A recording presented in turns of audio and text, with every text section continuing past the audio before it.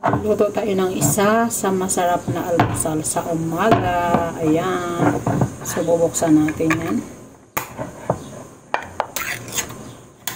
Siyempre, hindi makukompleto ang corn beef kung walang corn, char. So, depende lang yan sa inyong panlasa at sa inyong trip, guys. Pwede nyong lagyan, pwede ding wala. So, maglalagay din ako ng patatas, pero kalahati lang yung ilalagay ko kasi nag-request yung anak ko na magluto daw ako ng french fries. So, hiniwa ko lang siya ng ganyan kaliliit. And then, naghiwa na din ako ng sibuyas at bawang at nagpainit na ako ng mantika. So, igisa na natin ang sibuyas. Bawang.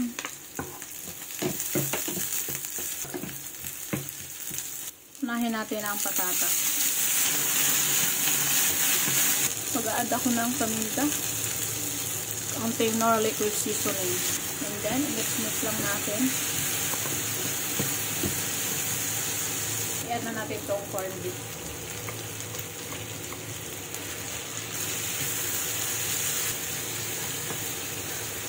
Tayo ng kaunting water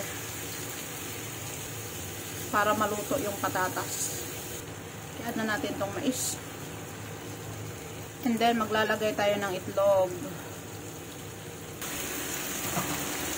And then i-mix na natin yan.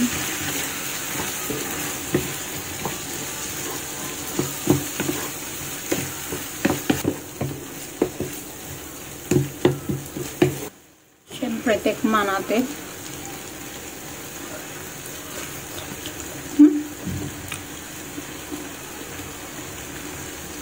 Perfect. So, ayan, ready na ang aming breakfast. Corn beef. Siyempre, hindi makukompleto ang corn beef kung walang corn.